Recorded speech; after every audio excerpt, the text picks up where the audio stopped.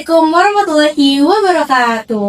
Halo sobat mahasiswa semuanya, kembali lagi di podcast BMFI KWMS 2025. Tema podcast kali ini adalah Mika Connect. Sebelum lanjut, kenalin aku Cesa dari Departemen Medkominfo yang akan memandu jalannya acara podcast pada kali ini. Hari ini kita kedatangan tamu spesial nih teman-teman. Kita sapa dulu narasumber kita.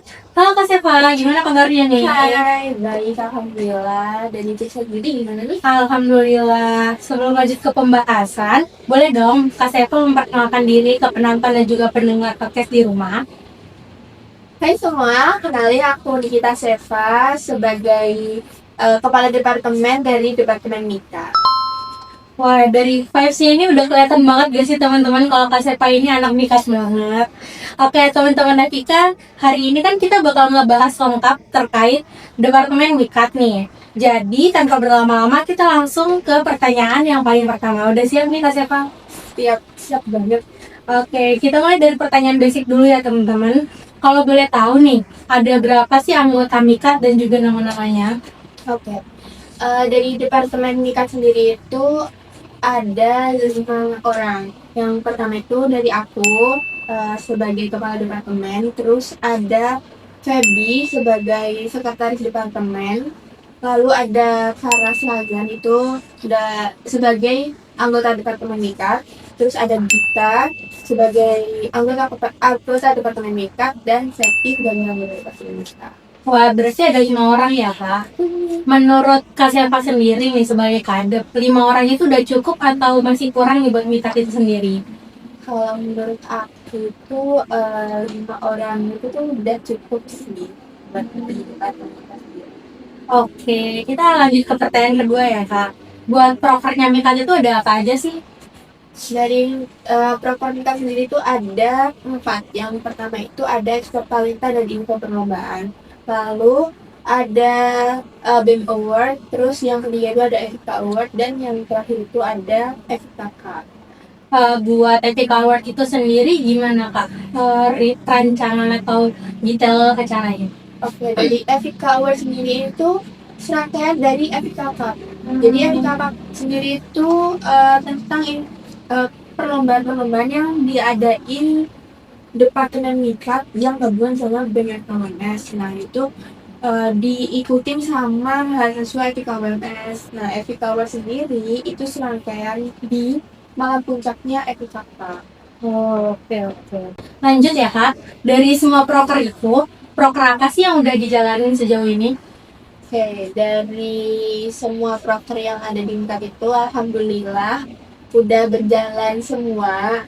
Mulai dari ekspor talenta dan info perlombaan, terus BEM Award, Evika Award, dan Evika Cup. Berarti udah selesai semua ya Kak? Lega banget nggak nih rasanya? Lega banget. Alhamdulillah. Berhubung prokernya udah terlaksana semua, boleh tahu nggak ya kapan pelaksanaan dari masing-masing proker itu? Ekspor talenta sendiri itu ekspor talenta dan info perlombaan sendiri itu waktunya kondisional. Yang info perlombaan itu kondisional, terus ekspor talenta sendiri itu biasanya dari Mikat itu 2 bulan di bulan Februari ke Maret. Nah itu 2 bulan sekali kan. Nah Februari awal itu kita sharing ke mahasiswa KWMS. Lalu di Maret akhir itu kita baru ngumpulin data-data yang mahasiswa FKWMS ini tuh udah ngisi link yang kita share gitu. Oke. Jadi ternyata Departemen Mikat ini bukan ngomongin hal terkait olahraga doang ya teman-teman, tapi ada tentang Evika Award, terus ada beasiswa dan lain-lain. Nah, karena kemarin dari Medkominfo itu udah ngasih question box di BBM, aku bakal bacain pertanyaan-pertanyaan dari mahasiswa Evika yang kepo terkait Mikat. Dari pertanyaan pertama nih, gimana sih cara Mikat buat mastiin informasi yang mereka sebarkan itu bisa diterima untuk seluruh mahasiswa Evika? Oke. Dari Departemen Mika sendiri itu punya namanya saluran info perlombaan. Nah, saluran info perlombaan sendiri itu di saluran WA. Jadi dari Departemen Mika sendiri minta bantuan ke Medcom untuk menginformasikan ke mahasiswa FKMS sendiri untuk join ke saluran yang Departemen Mikat punya. Jadi info-info perlombaan, info-info beasiswa kayak gitu di share ke salurannya. Oke, berarti infonya itu mahasiswa kita dapetin dari saluran itu. Nah, next question nih Kak. Departemen apa sih yang paling sering collab sama Mikat? Oke, sejauh ini Departemen Hasil Sama Mikat itu Departemen Ekonomi karena Menkominfo sendiri itu membantu anggota BEM yang membantu anggota BEM untuk pempostingan kegiatan-kegiatan apa yang dilakukan sama BEM. Contohnya?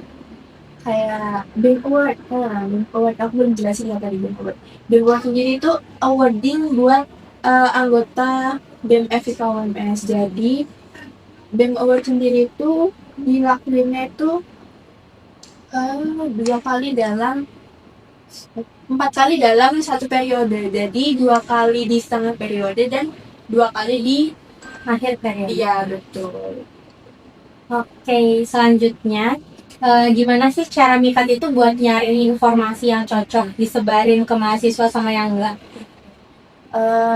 Dari Departemen Mikat sendiri itu mencari informasinya itu lewat Instagram, kayak gitu info perlombaan, terus apa aja di depan. Terus abis itu dari Departemen Mikat sendiri itu mencari informasi perlombaan dilihat itu dari Instagram. Jadi Departemen Mikat itu mengambil apa aja sih info perlombaan yang kita dapat, baik itu dari tanggal pendaftaran, terus abis itu tamuan-tamuan apa aja yang harus dipenuhi.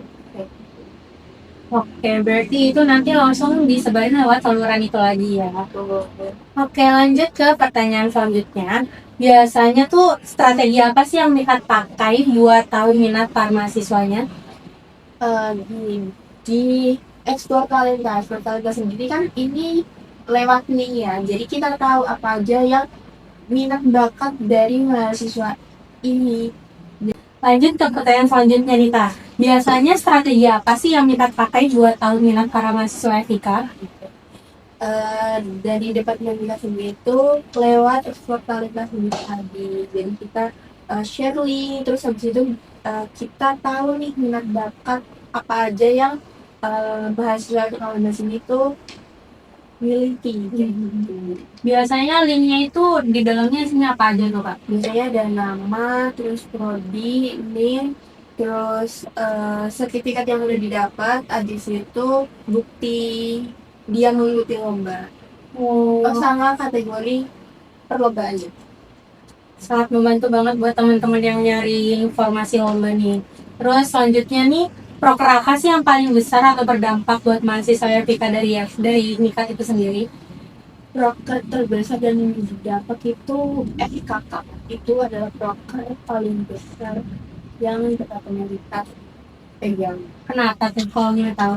Karena itu mencakup semua mahasiswa FKMS. Jadi kita mencari apa sih perlombaan apa sih yang cocok buat mahasiswa FKMS ini lewat G-Form kayak gitu. Oke. Nah, kegiatan mana sih yang paling bikin panitia itu capek? Tapi tetap mau diulang gitu loh karena batch-nya ya. Mungkin dari sekian banyaknya proker, iya, kayaknya FIKK sih. Kemarin memang bikin capek banget atau biasa aja nih kira-kira? Kalau dari aku sendiri bikin capek, bikin deg-degan karena itu proses Mikat sendiri ya. Iya benar. Takut banget nggak tahu lagi. Tapi itu hal yang paling berkesan, hal yang paling, itu yang kayak aku nganggapnya keren banget gitu Mikat bisa megang proker yang kayak gitu. Berarti yang kita top ini yang paling berkesan dan paling berdampak juga gitu ya. Gak kerasa nih udah di penghujung pertanyaan nih Kak. Rate buat Mikat 1-10. Berapa ya? 100. 1-10 ya? Berapa kira-kira? 10.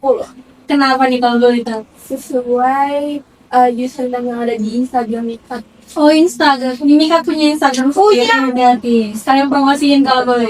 Jangan lupa di follow Mikat mendunia. Nah, makanya pilih 10 karena M-nya itu mendunia. Keren. Berarti kalau disuruh ngulang lebih lagi mau berarti. Waduh. Mungkin ada alasan tersendiri ya teman-teman. Akhirnya kita udah di penghujung acara nih. Sebelum penutupan bolehlah kasih sepatah dua patah kata buat penonton. Saya aku tetap terhubung, tetap update. Salam dari Mika. Keren banget sepatah dua patah katanya. Buat teman-teman yang mau ngelanjutin ke BEM nih bisa jadi pilihan buat masuk Mikat ya teman-teman. Oke, terima kasih untuk teman-teman di rumah yang udah nonton dan ngedengerin podcast kita kali ini. Aku Caisa sebagai MC atau host dari podcast kali ini izin undur diri. Wassalamualaikum warahmatullahi wabarakatuh. Sampai jumpa di podcast selanjutnya.